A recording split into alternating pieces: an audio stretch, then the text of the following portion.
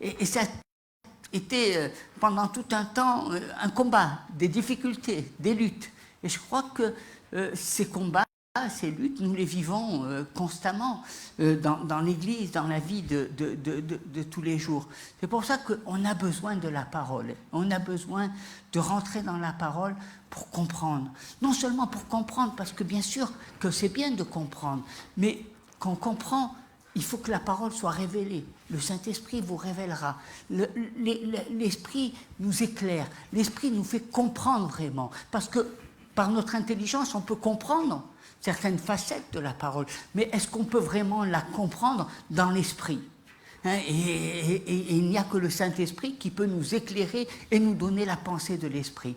C'est pour ça que je comprends parfaitement que les Saintes Écritures ont été inspirées de Dieu à des hommes, parce qu'ils étaient inspirés par l'Esprit du Seigneur. Et nous avons besoin de regarder à la parole avec cet éclairage qui n'est pas basé sur les fondements des hommes, qui n'est pas basé sur les raisonnements humains, parce que nous avons des raisonnements, parce que le prince de ce monde, lui qui dirige notre société, lui qui est appelé le prince de ce monde, il est le prince des raisonnements. Il est celui qui parle à notre intellect. Il est parlé de ces principautés des ténèbres qui parlent à notre intelligence. Et il nous est beaucoup plus facile de comprendre le diable, le malin, que de comprendre le Seigneur. Et c'est pour ça que nous avons tout un travail à faire sur nous-mêmes et à, je dirais, être des hommes de la parole de Dieu. La parole, elle est là pour nous montrer que nous ne sommes pas dans l'erreur, que tout est placé sous le contrôle de la parole. Même l'Esprit du Seigneur, parce que des fois il peut y avoir notre imagination, notre chair qui prend le dessus, même l'Esprit est conditionné à la parole. Parce que la parole est la vérité. Et ça, c'est formidable. Je ne dirais pas quelque chose pour moi de difficile, au contraire, parce que ça me permet de revenir à cette notion que nous sommes des êtres humains et que nous pouvons nous tromper et que nous sommes capables de faire des erreurs. Et c'est formidable de prendre conscience qu'on n'est pas des dieux, mais qu'on est des hommes et qu'on est encore, et jusqu'à la fin de ces jours, on pourra faire des erreurs. Mais grâce à Dieu, nous avons Jésus, qui lui peut nous pardonner, qui lui nous donne de sortir de nos aveuglements, qui opère un miracle. Vous savez qu'il faut un miracle c'est un miracle pour qu'un aveugle voie. Un aveugle, pour qu'il se mette à voir, il faut que ça soit un miracle. On le comprend aisément dans le sens physique, parce que c'est quelque chose de matériel, on peut le toucher. Quelqu'un qui est aveugle, vous voyez, qui ne voit pas, qui tâtonne et qui est dans le noir. Mais est-ce que nous avons la même attitude face à l'aveuglement spirituel ? Combien d'hommes et de femmes sont aveuglés par leurs propres pensées ? Combien, nous sommes aveuglés par notre logique, par nos réflexions, par notre passé, par notre vécu. Combien de fois nous sommes même aveuglés par nos habitudes. Et il nous est difficile de sortir, de voir tout distinctement. Il nous est difficile, même voire impossible, il faut un miracle de Dieu. Et de la même manière qu'il y a un miracle dans le monde physique, il faut qu'il y ait un miracle dans le monde spirituel. Et c'est là les fondements de la parole de Dieu. C'est là où vous pouvez grandir, parce que vous pouvez grandir d'une manière spirituelle, c'est-à-dire que vous ne vous basez pas sur simplement l'esprit, mais vous vous basez à la fois sur le Saint-Esprit et la parole. Et quand vous êtes fondé sur cette communion de la parole et de l'esprit, alors il y a le miracle qui se produit. Vous sortez de vos aveuglements. Vous n'êtes pas comme un homme qui base sa vie sur un pied et qui ne sait pas où aller. Vous êtes basé sur les fondements de la parole et vous comprenez par l'esprit la pensée de Dieu. Et ça, c'est formidable. C'est ce que ce matin nous avons regardé au travers de sa parole. C'est vrai qu'on aime et on croit Et je pense véritablement que lorsqu'on s'approche de Dieu et lorsqu'on confesse ses péchés, eh bien, Dieu est fidèle pour nous les pardonner. C'est important, mais encore faut-il le faire, encore faut-il confesser, encore faut-il se rendre compte de nos péchés. Combien de fois nous péchons, nous faisons du mal, mais nous pensons que nous faisons du bien. Combien de fois par rapport à nos principes, même des principes religieux que nous avons reçus au travers de notre éducation, combien de fois au travers de certains principes religieux nous pensons faire le bien et nous faisons le mal.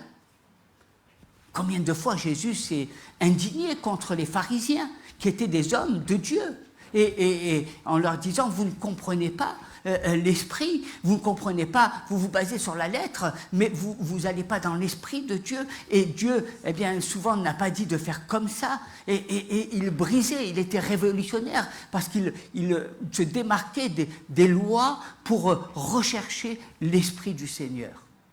Et combien de fois nous rentrons dans cette hypocrisie religieuse parce que nous voulons faire eh bien, les bons enfants, nous voulons marcher au travers de certaines règles et nous ne marchons pas eh bien, dans l'Esprit de Dieu. Et l'Esprit de Dieu, lui, vivifie, lui fortifie, lui donne la vie.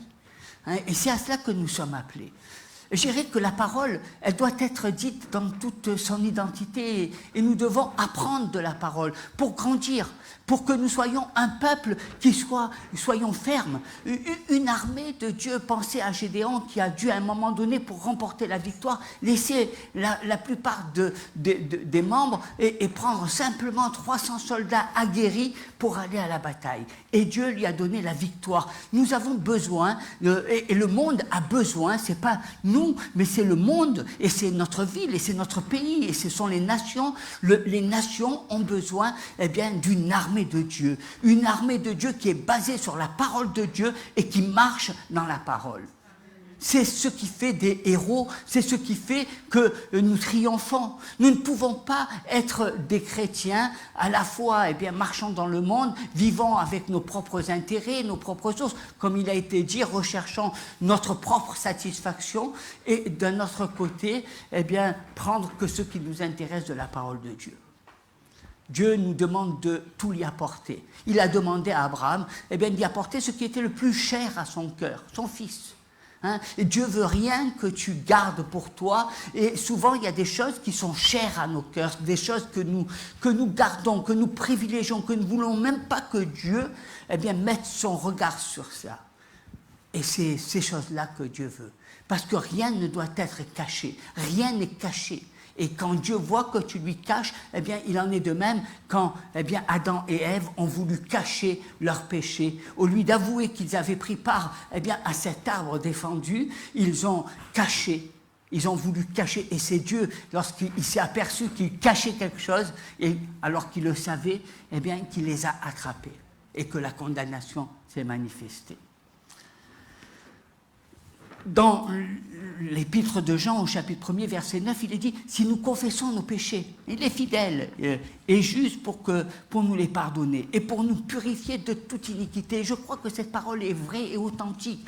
Il est fidèle, il est vrai. C'est Jésus, le Fils de Dieu, celui qui est sans tache, sans faute, qui a pris nos péchés. C'est une certitude.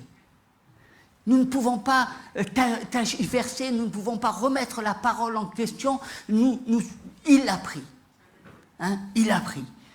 Et il nous est appelé à, si nous confessons, si nous exposons notre cause, si nous parlons eh bien, à Dieu avec notre cœur, si nous confessons. Moi, je suis surpris parce que souvent je vois des gens et je vois que on les voit confesser une fois, et puis on les voit confesser une deuxième fois, et puis on les voit confesser une troisième fois. Bien souvent, ils confessent la même chose, à croire que le Seigneur est sourd et qu'il ne les a pas entendus. Ainsi, nous confessons. Et puis dans le livre d'Ésaïe, parce qu'il faut aller dans cette profondeur, au chapitre 1er, verset 15, il est dit « Quand vous étendez vos mains, je détourne de vous mes yeux. » Ça surprend. Quand je lève mes mains, quand je loue le Seigneur, eh bien, Dieu dit, je détourne de vous mes yeux. Quand vous multipliez les prières, et au nom de Jésus, et je proclame, eh bien, quand vous multipliez les prières, je n'écoute pas. Vos mains sont pleines de sang.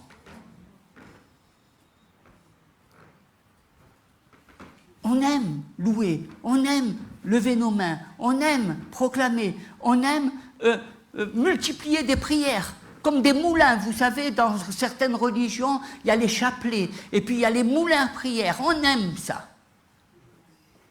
On aime. Mais Dieu n'écoute pas. Le Seigneur nous dit, lavez-vous, purifiez-vous, lavez-vous. Ce n'est pas vos prières qui vont monter à Dieu, c'est vous qui devez vous laver et vous purifier. Ôtez de devant mes yeux la méchanceté de vos actions. Cessez de faire le mal. Apprenez à faire le bien. Apprenez. Hein? Recherchez la justice. Protégez l'opprimé. Faites droit à l'orphelin. Défendez la veuve. Venez et plaidons, dit l'Éternel. Si vos péchés sont comme le cramoisi,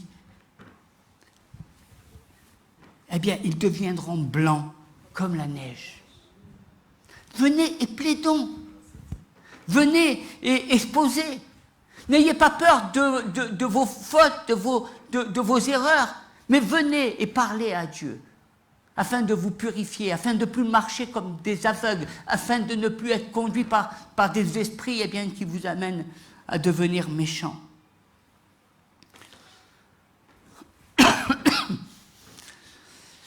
S'ils sont rouges comme le pourpre, ils deviendront comme la laine. Si vous avez de la bonne volonté, voilà, hein, moi j'aime ces paroles, si vous avez de la bonne volonté. Des fois on est têtu, mais on a l'impression, quand on regarde au peuple d'Israël, quand le Seigneur a appelé Moïse pour les libérer de l'esclavage, on a l'impression que ces hommes et ces femmes et ces enfants, ils étaient dans le désert, ils avaient tout parce qu'ils étaient conduits par la nuée. Et Dieu leur envoyait la manne, et on a l'impression que toujours ils étaient en train de rouspéter, en train de se plaindre. Hein. Et des fois ça nous énerve, ça nous courrouce, parce qu'on se dit, mais comment? Ils voient des miracles de Dieu, ils voient la main de Dieu, ils ont tout pour être heureux, et ils se plaignent, et ils ne sont pas contents. Hein. Il y a beaucoup de chrétiens qui sont comme ça. Ils ont tout, ils ont le beurre, l'argent, ils ont tout, mais ils sont toujours en train de se plaindre. Pourquoi? Hein. On se dit, mais ils étaient têtus. Il y a beaucoup de gens qui sont têtus comme des mulets. Il y a beaucoup de gens qui veulent en faire qu'à leur tête. Il y a beaucoup de gens qui sont là et qui ne regardent pas dans la direction de Dieu, ils regardent que ce qu'ils pensent. C'est difficile de changer les personnes. C'est difficile parce que souvent, quand vous avez affaire à quelqu'un qui est comme un mulet, eh bien, vous avez beau essayer, vous avez beau lui parler, il pense toujours qu'à sa tête. Il ne va pas regarder ce qui est important, il regarde à ce qu'il pense. Il ne va pas regarder à ses voix, il ne va pas regarder à ses erreurs, il regarde à ce qu'il pense.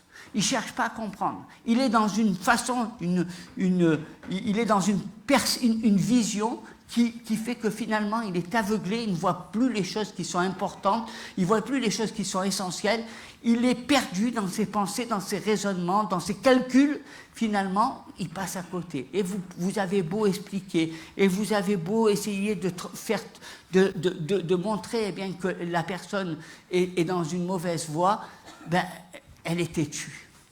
Elle est têtue. Il faut, Dieu nous parle parce que si vous avez de la bonne volonté et si vous êtes docile, un peuple enseignable, un peuple qui se doit d'être docile. Voilà. C'est bon? Voilà. Oui, voilà, très bien. Un peuple qui se doit d'être enseignable. C'est des incidents techniques, c'est pas grave. Vous mangerez les meilleures productions du pays. Mais si vous résistez et si vous êtes rebelles, vous serez dévorés par le glaive, car la bouche de l'Éternel a parlé. C'est important. Hein. nous sommes dans la maison de Dieu, nous venons très souvent, nous aimons le Seigneur, mais il faut se dire, est-ce que je veux vraiment marcher comme Dieu le veut, ou est-ce que je viens à l'église simplement parce que ça me fait plaisir de voir des frères et des sœurs, c'est une communion fraternelle. Je pense que Dieu veut des hommes et des femmes qui désirent marcher selon sa parole. Et sa parole, elle est éprouvée, elle est plus que leur fin. La parole de Dieu, eh bien, elle a été expérimentée des milliers d'années, des milliers et des milliers d'années, alors que nos vies, finalement, ne sont rien face à l'espace-temps. Lorsque il s'écoule 40 ans, il y a déjà 3 générations qui naissent. Et Dieu, bien souvent, a laissé les générations se perdre et mourir à eux-mêmes pour susciter de nouvelles générations qui marchent selon la parole de Dieu. Et puis Matthieu, au chapitre 6, versets 14 et 15, il nous dit « Si vous pardonnez aux hommes leurs offenses, votre Père Céleste vous pardonnera aussi. Mais si vous ne pardonnez pas aux hommes, eh bien, votre Père ne vous pardonnera non plus vos offenses. » Et là, ce sont des vérités. Ça nous montre qu'on a besoin déjà de se confesser. Qu'est-ce que c'est que se confesser? Confesser, c'est avouer son péché à Dieu, afin d'être pardonné. C'est parler à Dieu, c'est lui dire, j'ai fait ça, c'est pas bien. Je parle plus à tel frère ou à telle sœur, c'est pas bien. Je confesse ma faute. Il faut confesser. Hein. Je fume, c'est pas bien. Je trompe ma femme, c'est pas bien. Je me drogue, c'est pas bien. Je regarde des films porno, c'est pas bien. Je pense du mal de certaines personnes, c'est pas bien. Je confesse, je demande pardon. Si vous ne demandez pas pardon, et si vous croyez que vous faites du mal et que vous pensez que Dieu va vous pardonner, non, il faut confesser ses fautes, il faut les voir. Il faut avoir la crainte de Dieu. Si on n'a plus la crainte de Dieu, bien, on croit que c'est nous qui sommes Dieu. Reconnaître ses offenses pour obtenir miséricorde. Il faut reconnaître. Il y a des gens qui disent, mais moi, je suis parfait, j'ai rien à me reprocher, j'ai rien. Je me demande comment ces gens ils peuvent exister. Parce qu'il n'y en a eu qu'un qui a existé, qui n'avait rien, qui a été pur, c'était Jésus. En dehors de Jésus, il n'y a personne. Donc, je ne peux pas dire ces choses-là. Hein, reconnaître ses offenses afin d'obtenir miséricorde et accepter ses erreurs afin d'être sous la grâce de Dieu. Parce que tant que je n'accepte pas bien que j'ai fait des erreurs, je ne suis pas sous la grâce. Je suis dans l'erreur. Il faut que j'accepte de ne plus le faire. Et je pense que on a tous, hein, je dirais que qui n'a pas confessé ses fautes dans sa vie? Plus d'une fois, certainement, eh bien, vous vous êtes approché du Seigneur et vous avez laissé votre cœur parler, et plus d'une fois, vous avez confessé, hein, confessé à Dieu vos erreurs afin qu'il vous pardonne. Et je dirais que c'est quelque chose qui est venu de votre cœur. Hein, et dans votre esprit, bien souvent, vous avez pensé que si Dieu vous pardonne, c'est automatique. Il suffit que je confesse mes fautes pour être pardonné. Or, vous venez de voir qu'en travaillant la parole et en regardant pas simplement un verset, mais en regardant la parole de Dieu, c'est pas si facile que ça. Hein, vous venez de voir que ce que Dieu attend au travers d'Ésaïe. Faire le bien, s'éloigner du mal. Ne pas lever ses mains, ne pas faire des prières vaines, alors que dans notre esprit, on a des pensées qui sont des pensées qui marquent le sang. Nos mains remplies de sang. Dieu nous montre, et je crois qu'il faut prendre la parole au sérieux. Il ne faut pas se dire, non, mais moi je suis exclu. Moi, ça c'est pas pour moi. Non, mais ça, moi, j'ai confessé. Moi, je ne fais pas de mal. Non, il est dit, que tu ne dois pas faire ceci, tu ne dois pas faire cela, tu ne dois pas faire ceci, tu ne dois pas faire cela, tu ne dois pas faire cela. Tu dois prendre soin de l'orphelin et de la veuve. Ah oui, mais est-ce que tu le prends? Non, mais moi, je n'ai pas fait de mal. Alors nous, parce qu'on croit qu'on n'a pas fait de mal à quelqu'un, on a pris soin. Vous savez, Dieu, il parle. Les mots sont les mots. Quand il dit tu prendras soin, c'est prendre soin. C'est pas ne pas faire de mal. Et je crois qu'il faut regarder à la parole, parce que la parole nous instruit. On s'arrête trop facilement sur des versets qui nous disent, eh bien, tu as juste à demander pardon à Dieu, et puis il va te purifier et il va t'ôter tes iniquités. Il y a beaucoup de gens même qui demandent même plus, qui confessent même plus leurs erreurs, tout simplement, ils disent, Seigneur, tu m'as pardonné, tu n'as pas besoin de savoir si j'ai fait du mal ou pas, puisque je suis pardonné. Ça ne te regarde même plus. Parce que dans beaucoup de chrétiens, ils ont éliminé carrément la confession. Ils ne savent plus qu'est-ce que c'est que confesser. Confesser, c'est pour, je ne sais pas, c'est peut-être pour des... C'est pas pour les croyants, c'est pour d'autres personnes. Mais ils te pardonnent que ce que tu confesses. Il faut que tu le dises de ta bouche. Pourquoi Dieu s'attend à ce que nous confessions? Parce que quand tu le dis, tu prends conscience de tes erreurs. Tu prends conscience de tes fautes. Si tu ne le dis pas, c'est que finalement, eh bien, tu n'es pas conscient de ces erreurs et que certainement tu vas continuer dans la même manière de penser. Donc si tu continues dans la même façon, qu'est-ce que tu veux que Dieu te pardonne?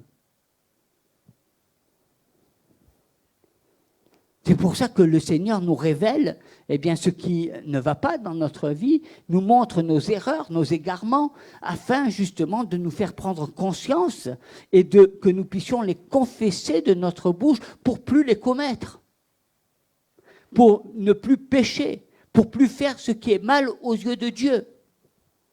Et je pense que nous avons un gros travail à faire ensemble. L'Église a un gros travail à faire pour que nous puissions marcher dans la parole de Dieu et marcher dans la vérité et ne pas marcher dans le mensonge. Pardonnons, nous aussi, eh bien, comme nous pardonne-nous comme nous aussi nous pardonnons. C'est des paroles qui nous parlent. Et c'est vrai que c'est pas facile. C'est pas facile, mais c'est ce que Dieu nous appelle. Tu dois pardonner à quelqu'un qui est un criminel. Tu dois même pardonner à quelqu'un qui a tué ton enfant. Est-ce que vous comprenez ces choses-là? Qu'est-ce que c'est? Imagine qu'on te tue ton gosse, qu'on te le tue. Quelle va être ta réaction? Est-ce que tu peux pardonner à cette personne? Dieu t'appelle, il te met en face de tes réalités. Il ne te dit pas, tu peux discuter, tu vas aller tuer l'autre personne, tu vas la mettre en prison, tu vas faire justice toi-même. Non, il te dit, tu dois être capable de pardonner la personne qui a tué ton propre fils. Ça, c'est la parole. Est-ce que nous sommes des personnes qui voulons marcher dans la parole, ou est-ce que tu dis, ah non, moi je ne peux pas. Si tu dis tu ne peux pas, alors tu ne peux pas. Mais Dieu ne te pardonne pas. Donc tu rends la parole menteuse. Il faut savoir ce que tu veux. Vous savez, il y a beaucoup de familles chrétiennes qui, aux États-Unis, eh bien, ont eu affaire à des forcenés. Et un jour, il y a une sœur qui avait fait tout un reportage avec des personnes qui étaient incarcérées. Et c'est des jeunes gens qui ont tué des dizaines et des dizaines de personnes. C'était des crimes horribles. Et dans ces familles qui ont été atteintes dans leur chair, dans leur vie, eh bien, il y a eu des chrétiens qui ont écrit et qui ont dit et qui ont envoyé des lettres à la personne qui avait été condamnée, qui était en prison. Eh bien, nous te pardonnons. Nous aussi, nous étions eh bien, voués à la mort. Ne pensez pas qu'il y a des petits péchés, il y a des grands péchés. Ne pensez pas que ce que vous avez fait est égal peut-être aux yeux de Dieu à un meurtre. Mais non, nous c'est comme ça nous arrange.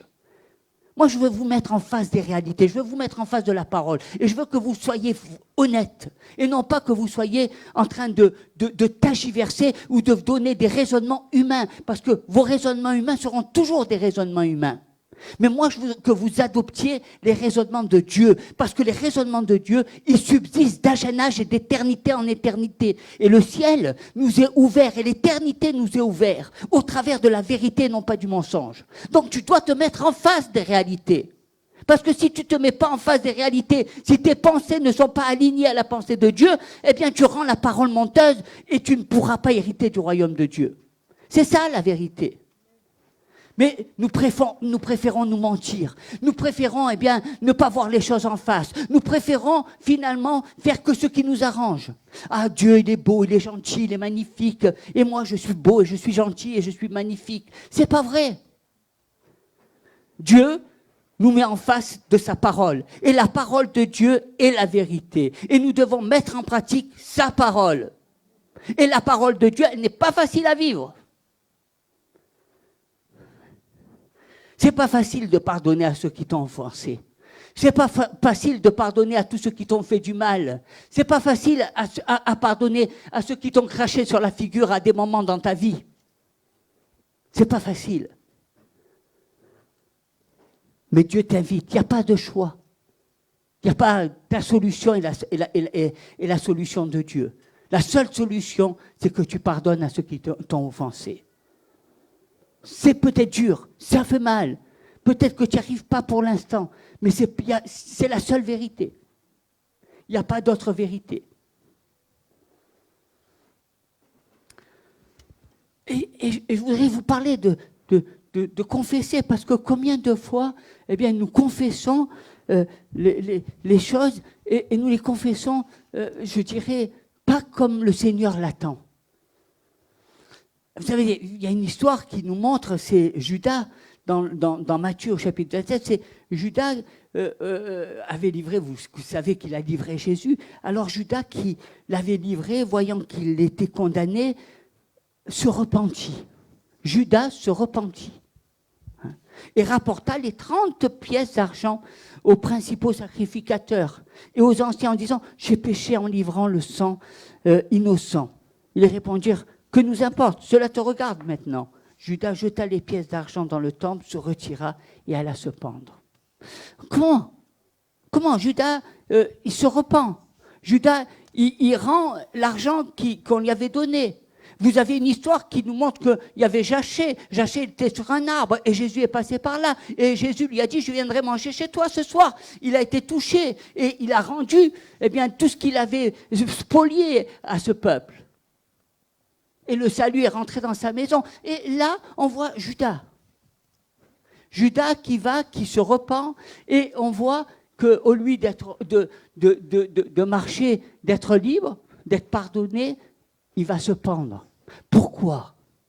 Parce que Judas était dans la culpabilité, parce que Judas, il ne recevait pas le pardon de Dieu, parce que Judas n'a pas regardé à la miséricorde de Jésus, il n'a pas regardé à la miséricorde de Dieu, il a regardé à sa faute. Et combien de fois nous regardons à nos fautes et nous ne regardons pas à la bonté de Dieu, à la miséricorde de Dieu ? Combien de fois nous nous culpabilisons au lieu de chercher la face de Dieu et de rechercher la miséricorde du Seigneur. Il n'était pas convaincu. Il n'était pas convaincu du pardon de Dieu. Il n'était pas convaincu parce qu'il voyait que Jésus était dans une mauvaise posture. Il n'agissait pas par la foi, il agissait au travers de son intelligence, de ce que ses yeux voyaient. Et là, c'était la culpabilité. Il ne pensait pas que Dieu pouvait le pardonner. Il ne voyait pas la miséricorde de Dieu. Il voyait son acte, et son acte, bien sûr, était un acte horrible. Mais cet acte, l'a amené à la pendaison. L'a amené. Combien de fois, lorsque nous venons au Seigneur et que nous lui demandons pardon et que nous confessons nos fautes, nous ne sommes pas convaincus que le Seigneur nous pardonne. Combien de fois nous sommes là et repartons avec le fardeau de nos fautes sur nos épaules. Combien de fois nous ressortons dans nos paroles ces fautes que nous avons peut-être vécues il y a 10 ans, il y a 5 ans, il y a 3 ans, à croire qu'ils sont toujours là. Combien de fois nous venons au Seigneur alors que nous avons été pardonnés et pour être un peu plus spirituels, nous remettons les mêmes prières en nous mettant à pleurer. Je voudrais vous dire que quand le Seigneur, vous pardonne, il efface votre faute. C'est effacé, il ne s'en souvient plus. Donc, tant que vous vous souvenez de votre faute, vous ramenez votre faute à la surface. Dieu a effacé ta faute. C'est par le sacrifice de Jésus que tu as été pardonné. Et le Seigneur ne t'invite pas à venir à chaque fois demander pardon. À chaque fois que tu t'approches de lui et que tu lui as, une fois que ça a été effacé sur tel sujet, c'est effacé. Il a oublié. Dieu ne regarde plus aux fautes. Dieu c'est effacé. Il ne s'en rappelle plus. Même quelqu'un qui vient de te parler de ta faute, toi-même, tu ne dois pas t'en rappeler. Moi, il y a des choses que je ne me rappelle plus. Quand quelqu'un me sort, tu as fait ça il y a 20 ans, je lui dis, mais attends, Dieu a effacé ma faute, je ne me rappelle plus. Je ne me souviens plus, ne ramène pas à la surface ce que j'ai oublié. Ça ne me sert à rien. Parce que je crois en ce Dieu miséricordieux. Est-ce que tu crois que Dieu est miséricordieux? Est-ce que tu crois que Dieu efface tes fautes? Est-ce que tu le crois? C'est la foi qui se manifeste. Parce que si je vais au Seigneur et si je vais devant la croix et que je ne suis pas convaincu que Jésus est mort pour moi et qu'il me pardonne mes fautes, mes fautes seront toujours là, devant ma face. Effacées. Effacées. C'est ce que Pierre a vécu, alors que lui aussi avait trahi Jésus.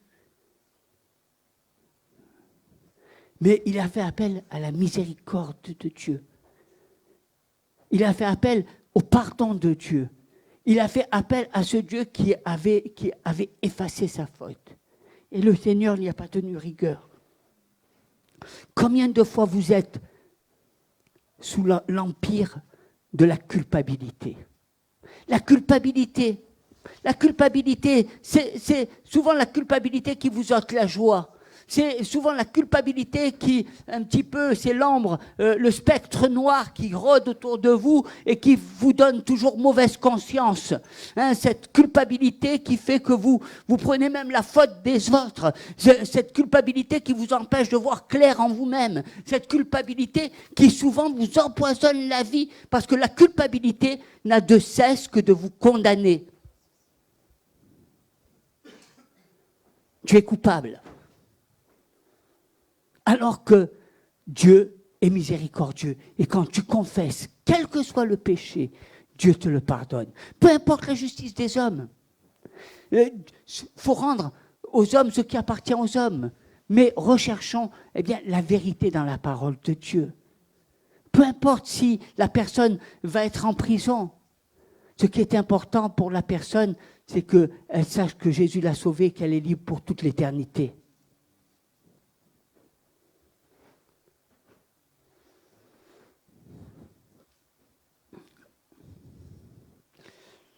Alléluia. Et c'est à cela que le Seigneur, parce que Dieu est miséricordieux, Dieu est un Dieu d'amour. Et il n'a pas regardé, Dieu est un Dieu d'amour.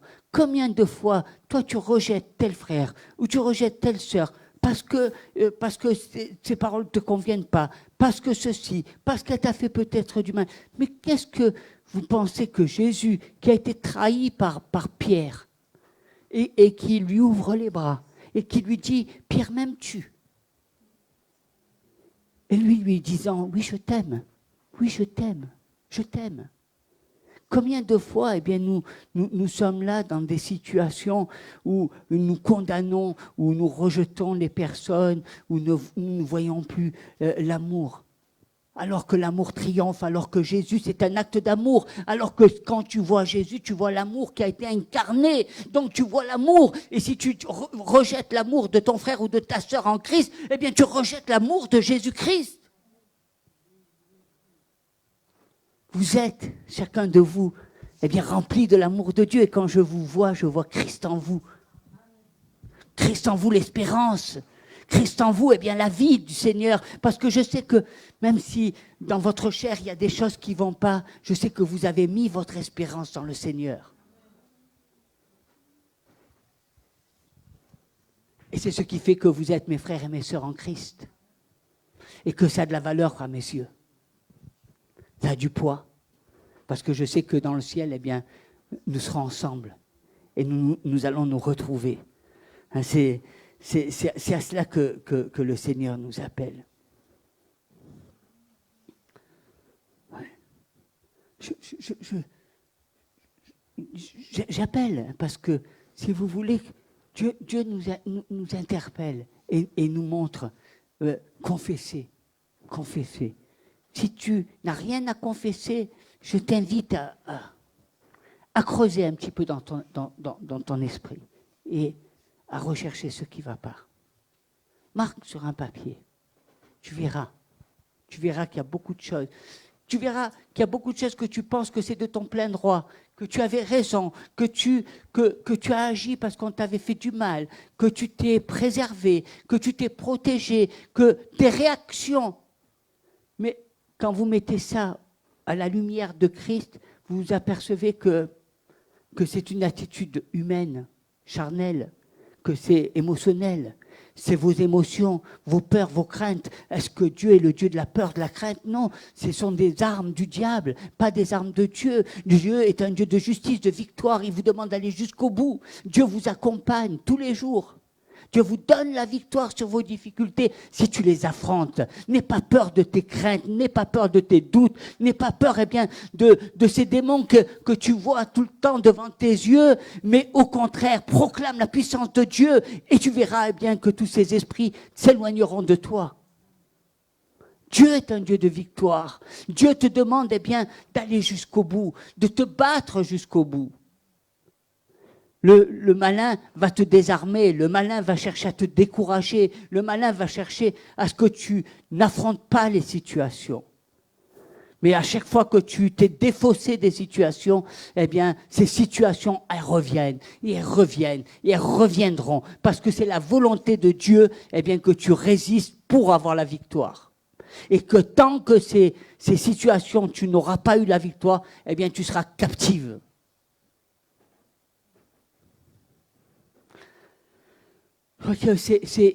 Il faut de la maturité. Hein, il faut que nous comprenions ces choses-là. Il faut... et puis, confesser. Moi, des fois, je vois des gens, ils sont pris là. On n'est pas dans un mouvement hystérique. L'Église, ce n'est pas de l'hystérie. Je ne confesse pas mes fautes en chantant, en dansant. Non. Je confesse mes fautes. J'ai des larmes. Je suis attristé. Le péché, je regrette, je ne suis pas bien, moi. Je sais pas, on fait des fois des choses qui sont comme bâtissait, on croit tout orchestré, tout organisé, que finalement, eh bien, on dirait qu'on n'est plus des êtres humains. Dieu connaît les cœurs. Vous savez qu'est-ce qu'il est dit dans la parole de Dieu? Dans le psaume 51, les sacrifices qui sont agréables à Dieu, c'est un esprit brisé. Un esprit brisé. Un esprit brisé. Tu sais quand tu es brisé, on peut te marcher dessus sur la tête. Tu es brisé. Ô Dieu, tu ne dédaignes pas un cœur brisé et contrit. Allez vers Dieu. Je dirais, laissez ouvrir son cœur. Ouvrir votre cœur. Confesser. On n'ouvre pas assez son cœur. Il faut ouvrir votre cœur. Vous venez, votre cœur, vous avez mis une clé là, et vous avez fermé votre cœur.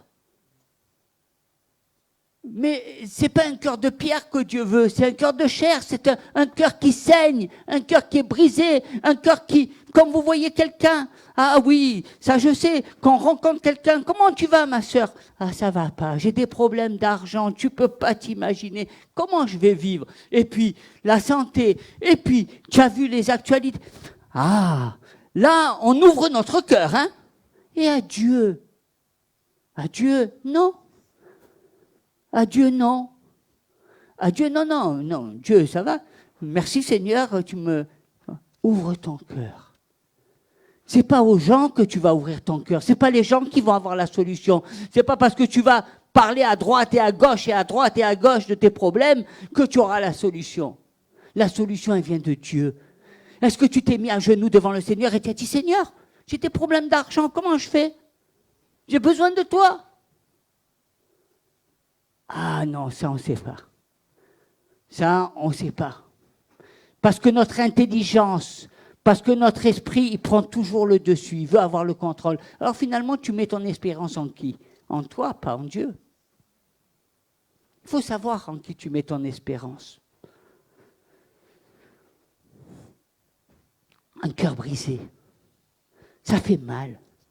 Vous savez, ça fait mal. Ça fait mal. Ne pensez pas que ça fait du bien. Imaginez quelqu'un qui est une maîtresse. Ça lui fait mal de se séparer de sa maîtresse. Il a créé de l'intimité avec cette femme. Il était heureux. Ça lui permettait d'avoir de l'évasion par rapport à son couple. Il ne voyait plus les choses. Et puis, il faut qu'il s'en sépare. Ça fait mal. C'est brisé. Et pourquoi il est brisé? Parce qu'il sait que si il reste avec sa maîtresse, eh bien c'est son couple qui va être détruit. C'est sa vie, ses enfants. Il est face à un choix. Alors on essaie toujours de choisir la solution la moins terrible. Mais la solution devant Dieu, elle n'est pas la moins terrible. C'est la plus terrible. Parce que pour lui, c'était peut-être plus facile d'être avec sa maîtresse qu'avec sa femme. La parole, encore la parole. Une parole qui ne va pas en rentrant dans la psychologie des hommes, une parole qui ne va pas vous faire le débat de l'humanité non, une parole qui est tranchante, une parole qui dit la vérité. Il n'y a pas de place au peut-être. Il n'y a pas de place à je ne sais pas. Quand Dieu parle, il dit. Et nous devons marcher dans l'obéissance. Et nous devons marcher dans la parole. Parce que c'est la seule chose. Et c'est pour ça que nous avons besoin d'aller parler à Dieu. Ouvrez votre cœur. Confessez toutes ces douleurs, ces choses qui vous font peur, qui vous font mal. Parlez à Dieu. Dites-lui la vérité. Bien sûr, je sais que, peu importe moi, vous pouvez me mentir, vous pouvez faire, quand je vous vois, j'ai l'impression que tout va bien, et alléluia. Mais peut-être qu'au fond de votre cœur, vous avez le cœur qui saigne. Parce qu'au fond de votre cœur, eh bien, vous dites, il ne sait pas la vérité, il ne sait pas qu'est-ce qui se passe. Il ne sait pas, lui, il n'est pas au courant. Alors, quand on n'est pas au courant, on fait toujours. Moi, je vois souvent les gens, ils sont là, même des fois, ils font un peu les crâneurs. Hein, ça va, oui, Dieu est avec moi, etc. Mais quand tu regardes à leur cœur, eh bien, leur cœur est en train de saigner. Ils pleurent. Ils sont là, ils ont les larmes qui coulent. Et ils ne savent plus comment faire. Et même, ils sont tellement en train de pleurer qu'ils essayent de compenser par l'alcool ou par la vie ou par le fait de sortir de leur détresse. Confesser, venir à Dieu, se mettre à genoux, pleurer, dire Seigneur, tu vois, j'ai ça sur le cœur, j'ai un fardeau, j'ai un poids, hein, j'ai un poids, je veux te l'apporter. Et il me fait mal. Il me fait mal. Dieu vous libère.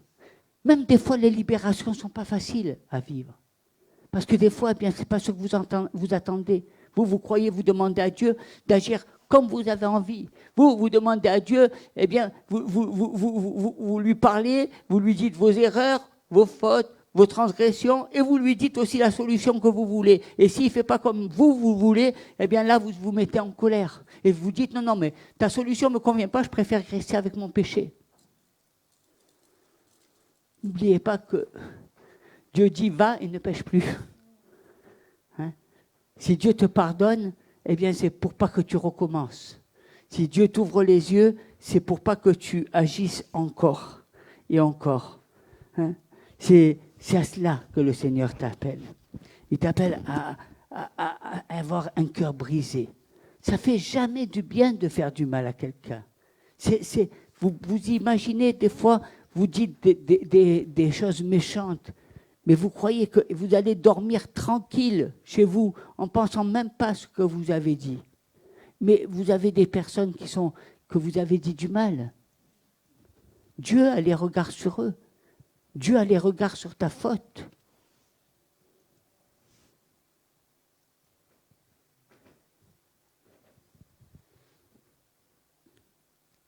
Péché, c'est je reconnais mes transgressions et mon péché est constamment devant moi.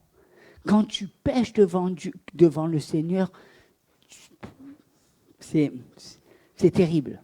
Vous savez, David, il l'a expérimenté. Il dit, j'ai toujours le péché devant ma face. Vous n'avez pas remarqué que quand vous n'êtes pas bien, vous avez toujours les mêmes pensées autour de vous, et que vous tourniez en rond, et que vous essayez de prendre de l'oxygène, et que vous ayez faire... Il y a toujours ça. On dirait que autour de vous, il n'y a que ça.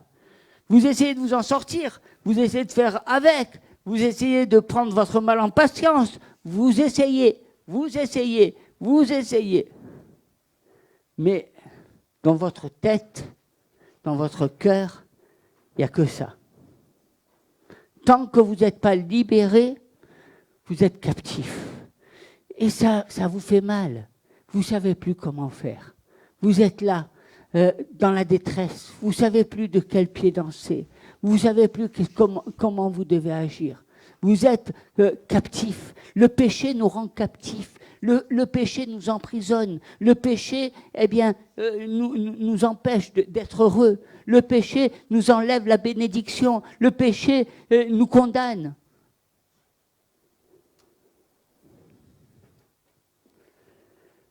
J'ai constamment. Et on a besoin. Il faut prier. Hein. Il faut prier. Il faut s'approcher, confesser. Hein. Je reconnais que j'ai mal agi. Je reconnais que ce que je fais n'est pas bien. Devant toi. Devant toi. Parce que tu pèches devant Dieu. C'est ce qui te fait le plus mal. Ce qui te fait le péché des hommes. À la limite, quelqu'un va te dire des paroles blessantes, etc. Ça va t'énerver, ça va te mettre en colère ou autre. Mais pécher devant Dieu. Dire, je ne fais pas ce que Dieu veut. Je fais pas. J'essaie de faire, mais je n'arrive pas. Je pêche devant toi. Au lieu de faire ça, j'arrive pas. Tu sais, la solution, elle ne vient pas de toi. Tu as beau essayer de trouver des solutions humaines, elles ne t'apporteront pas la réponse au péché. Il n'y a que Jésus qui t'apporte la solution, qui te délivre, qui coupe cette chaîne. Cette chaîne. On prie beaucoup pour la maladie, mais il y en a beaucoup qui préfèrent être malades.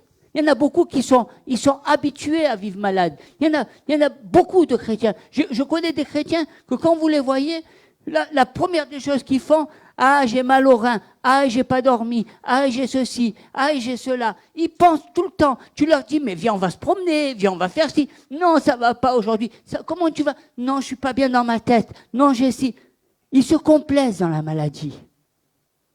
Ils se complaisent. Ils ont peur d'être guéris. Ils ont l'impression que s'ils s'étaient délivrés, eh bien, ils seraient perdus. Parce qu'ils ont tellement l'habitude d'être malades, tellement l'habitude de se complaire. Ils ont tellement l'habitude de voir les gens qui sont là en train de leur dire « Ah ouais, comment tu vas aujourd'hui, ma pauvrette, ou ma chérie ?» Non. Non. Dieu n'est pas le Dieu de la complaisance. Dieu n'est pas le Dieu qui donne, au contraire. Vous savez, des fois, il faut donner un petit coup de fouet pour que la personne reparte. Il ne faut pas rentrer dans le jeu de la personne. Combien de fois vous croyez faire le bien et vous faites le mal parce que vous rentrez dans le jeu de la personne au lieu de l'aider à sortir.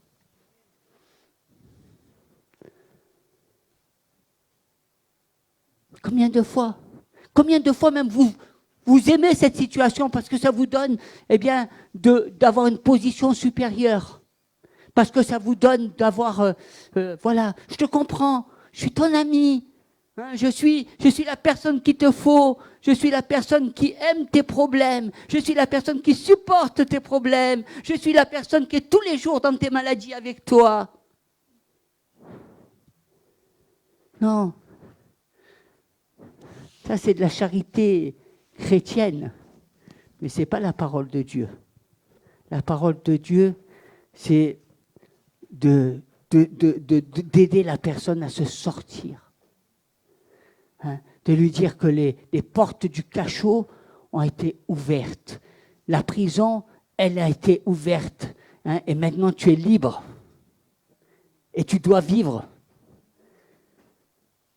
Quand j'ai des enfants, un serviteur, il n'est pas là pour avoir des brebis autour de lui, il est là pour les amener à Jésus, parce que c'est Jésus qui leur donne la vie, parce que c'est Jésus qui leur donne des projets, parce que c'est Jésus qui les conduit dans la destinée. On ne fait pas des personnes pour les avoir autour de soi. On les amène et on les conduit dans le chemin de la vie.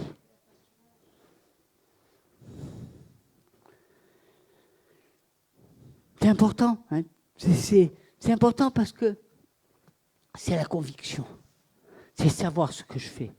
Parce que je fais des choses, il faut que je sache où je marche. Il y a des choses que je fais qui ne me font pas peut-être plaisir, mais c'est là où l'Esprit de Dieu me dit que je dois aller. Est-ce que je dois faire plaisir aux gens ou est-ce que je dois faire plaisir à Dieu? La pire des choses, c'est quand tu ne fais pas plaisir à Dieu, quand tu ne marches pas dans les voies de Dieu. On dit Dieu est bon. Dieu est miséricordieux pour nous pardonner, si nous confessons. Mais Dieu est très sévère. Dieu est un Dieu de courroux. Dieu, si tu ne marches pas et tu ne fais pas sa volonté, eh bien, ne crois pas qu'il va te dire bravo. Il va au contraire, sa main va s'appesantir sur toi. Et tu vas aller de pire en pire, jusqu'à ce que tu demandes pardon. Parce qu'il veut briser, eh bien, l'homme fort qui est dans toi. Il veut briser ta volonté. Il veut briser tout ce qui est cher pour t'amener à regarder à lui. Et c'est ça la liberté. Et c'est ça la délivrance. Nous devons abandonner. Des fois, c'est difficile d'abandonner le péché. C'est difficile. C'est difficile, vous savez, parce que quand le diable il vous parle, c'est difficile quand tu as été, par exemple, dans les discothèques, et puis on te dit, tu dis, mais il ne faut plus que j'y aille. Et le diable, il te dit, mais non, tu ne vas pas à la discothèque, là, tu vas à la fête. C'est pas pareil, tu ne vas pas dans une discothèque, tu vas à la fête. Non, quand le Seigneur dit, tu ne dois pas boire. Ah, mais non, quand même, Seigneur, ça va, je vais un petit peu boire. Mais non, tu fais des compromis, tu vis dans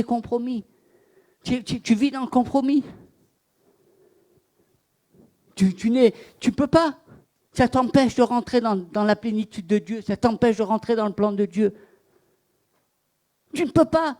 Il faut savoir, tu peux pas. Des fois, tu vis en concubinage et tu dis, mais Seigneur, j'aimerais bien me marier. Mais tant que tu vis en concubinage, tu ne seras jamais marié. Tu ne rencontreras jamais quelqu'un puisque tu es en concubinage. Comment tu veux? Il faut regarder les choses en face. On est trop des rêveurs. On croit que les choses vont changer simplement, comme ça, on rêve. Mais j'ai la foi. Dieu est d'accord avec moi. Dieu, il est bon là, sur ce, il participe. Tu sais, il m'aime. Mais il faut arrêter un peu. Dieu n'est pas dans tes erreurs, Dieu n'est pas dans ton péché. Dieu est le péché. Il le est. Donc nous devons savoir où nous marchons.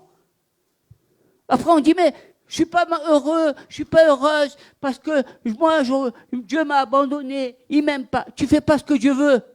Et ben, tu ne t'attends pas à ce que Dieu t'aide. Ah oui, mais tu comprends, si je me retrouve tout seul, comment je vais faire? Oui, tu vas faire que Dieu sera avec toi.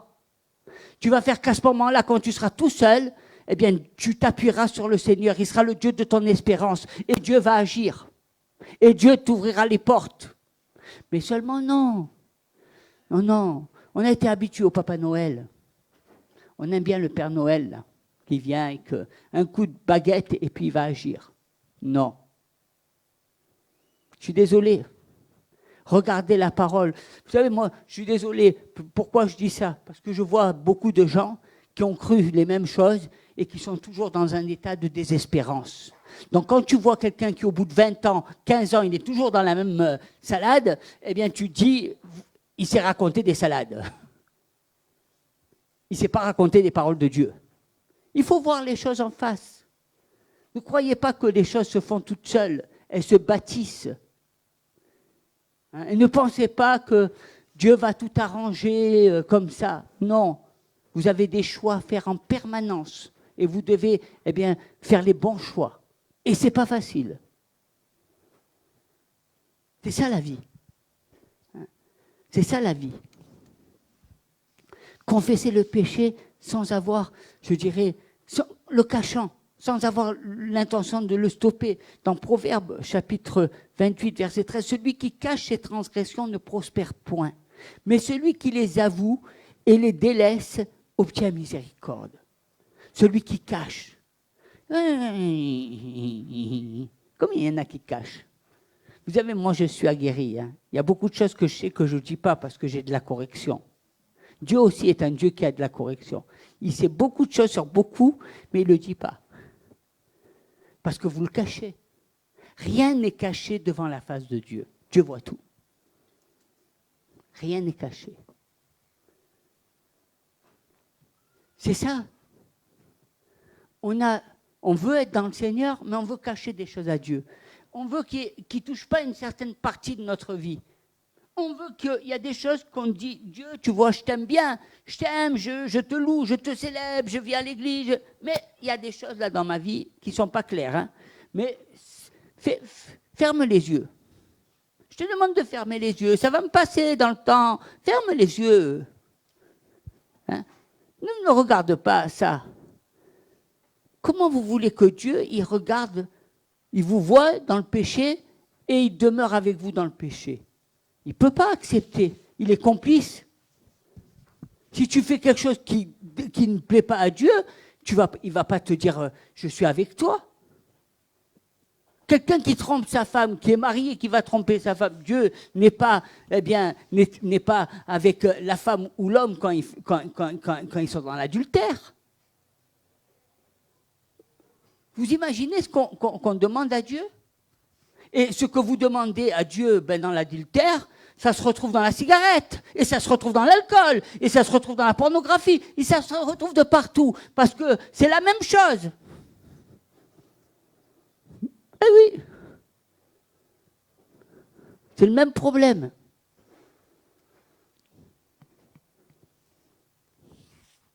Mais non, c'est pas grave, je le fais pas physiquement. Je ne trompe pas ma femme avec quelqu'un, je regarde un film. Il faut fermer les yeux. Non, c'est quoi? C'est une statue que tu vois? C'est quoi? Quand tu regardes un film porno, tu vois un homme et une femme et tu les vois en train de faire l'amour. Et tu fais des transpositions dans ta tête. Ah non, mais je ne l'ai pas trompé. Tu penses que c'est ça? Tu penses que là, tu marches dans la vérité, dans la lumière? Tu penses que Dieu ne le voit pas? Il voit tout. Il faut voir les réalités. Tu penses alors que ce n'est pas possible. Peut-être que tu te dis, d'être tout le temps avec la même femme, ça doit être, c'est infernal. Non. C'est surtout que tu es un mauvais mari. Ou une mauvaise femme. Tu ne vois plus ta femme ou ton mari avec des yeux d'amour. Et tu dois te repentir afin de demander à Dieu d'aimer à nouveau ta femme. Ne vous y trompez pas. Quand je regarde quelque chose d'autre, c'est que quelque part, je trompe ma femme d'une manière morale.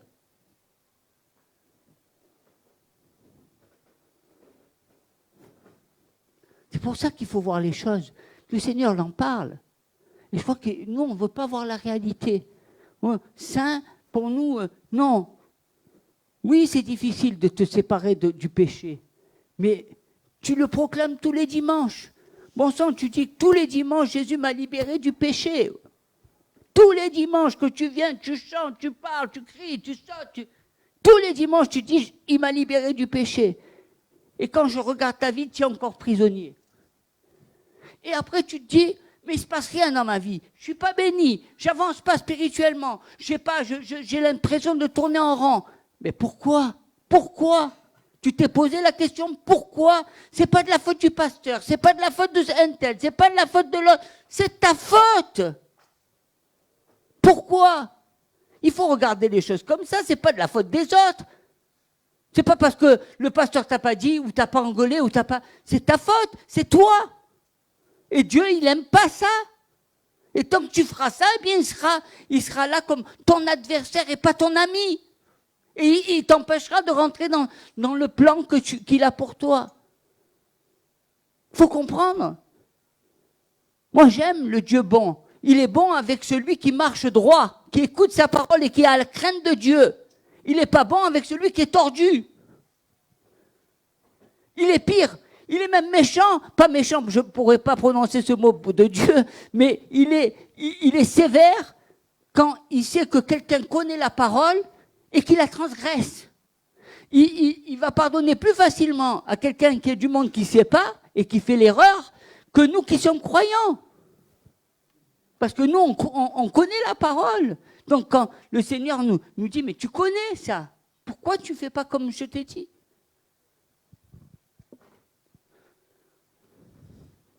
Il faut stopper. Stopper. On ne peut pas marcher dans les voies de Dieu si on ne stoppe pas avec le péché. Le péché, il va toujours se retrouver dans ta vie. Et il va s'amplifier. Parce que tu vas avoir des épreuves et des épreuves. Job est un exemple parfait. Mais Job, il a su résister. Est-ce que tu es capable de faire comme Job? Est-ce que tu es capable, si t'arrive la même chose que Job, de résister comme lui, il a résisté? Et moi, je te conseille de ne pas faire comme lui. De t'éloigner du péché afin que tu ne passes pas par autant d'épreuves.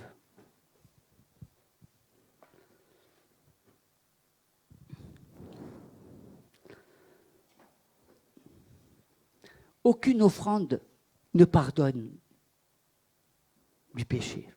C'est pas parce que tu viens donner ton offrande, c'est pas parce que tu fais ceci, c'est pas parce que tu fais cela. Il n'y a aucune offrande, quelle qu'elle soit, qui pardonne du péché. Il n'y a que Jésus qui te pardonne. Afin que tu ne le fasses plus. Tu dois confesser. C'est pas... On n'est pas des dieux. Ne te prends pas pour Dieu. Tu dois confesser. Et je dirais que... parce que c'est seul le sacrifice de Jésus qui nous a rachetés. C'est pas nos offrandes, c'est pas parce que je donne de l'argent, c'est pas parce que je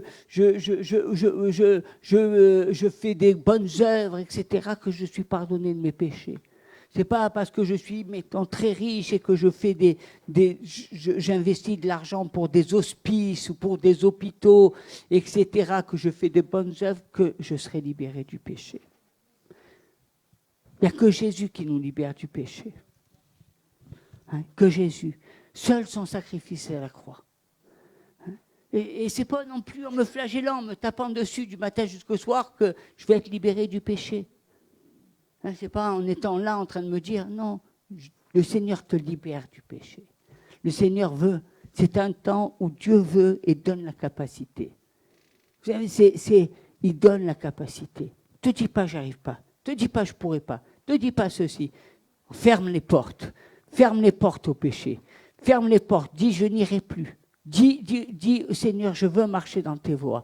Je veux marcher dans ta sainteté. Je ne veux plus faire de compromis. C'est stop. Et quand tu vis, eh bien, c'est quand tu te tournes vers lui. Alors le Seigneur, eh bien, il te libère. Je veux qu'on s'incline dans la prière. Et on a besoin de cette prière pour être libre.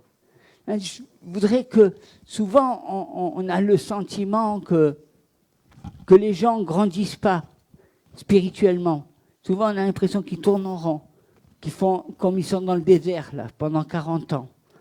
Souvent, on a l'impression qu'ils sont... souvent, c'est parce qu'il y a le péché entre. C'est le péché. Ils ne confessent pas. Ils voient ce qu'on leur fait, mais ils ne voient pas la parole de Dieu. Dieu, tu vas passer par le brisement. Je dis Alléluia. Merci Seigneur. Parce que c'est c'est la route que nous devons prendre chacun. C'est la route. On ne peut pas naître de nouveau si on ne meurt pas soi-même. On ne peut pas grandir si on n'a pas été brisé par les épreuves de la vie.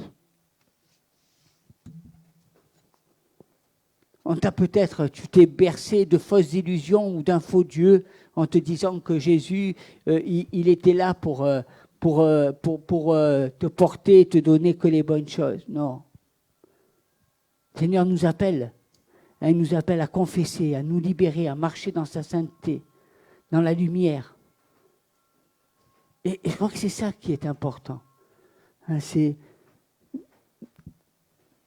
Ça commence par là. Sortir de vos aveuglements.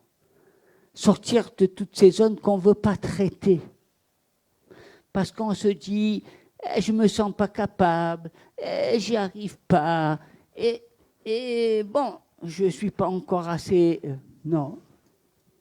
Ce n'est pas le temps qui va changer votre situation. C'est le fait d'apporter à Jésus.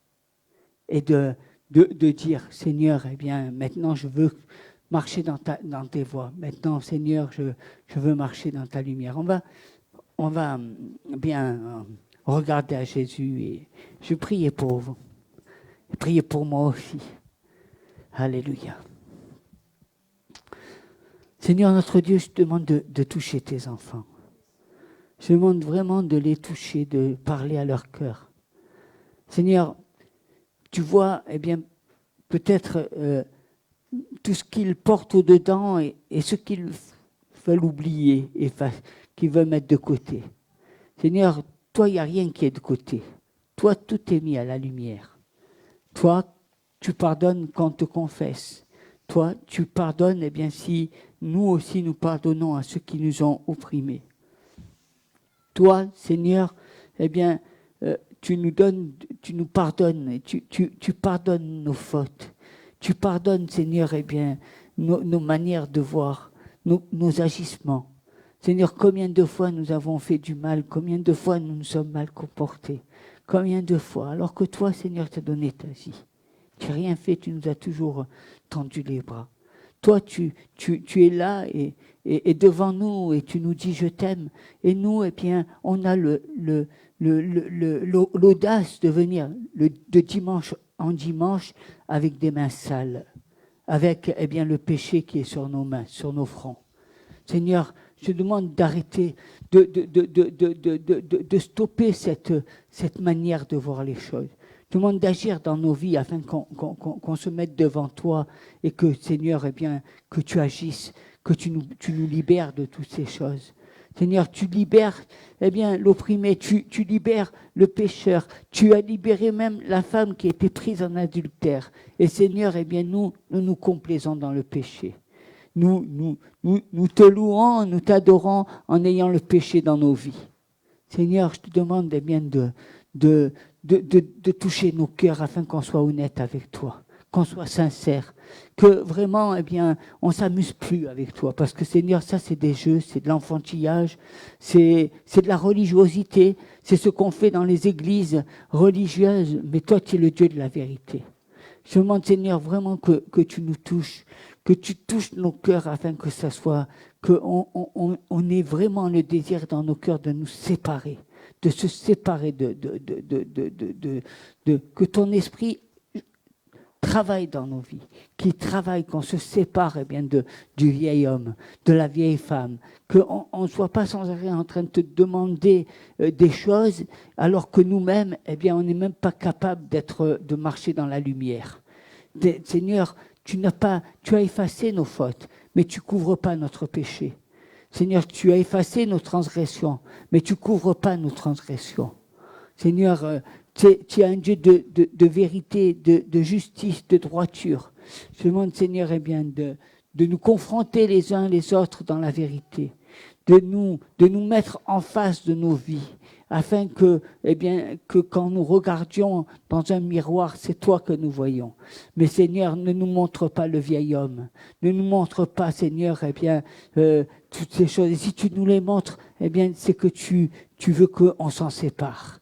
Seigneur, tu veux qu'on te l'apporte afin de nous libérer de ça.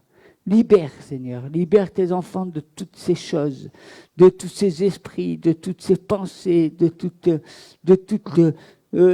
la corruption qu'ils amènent dans leur corps, Seigneur, de tous ces péchés qui sont dans leurs émotions, Seigneur, dans leurs pensées, Seigneur, que tu veux amener à ce qu'il y ait une race qui soit pure, comme un sacerdoce royal.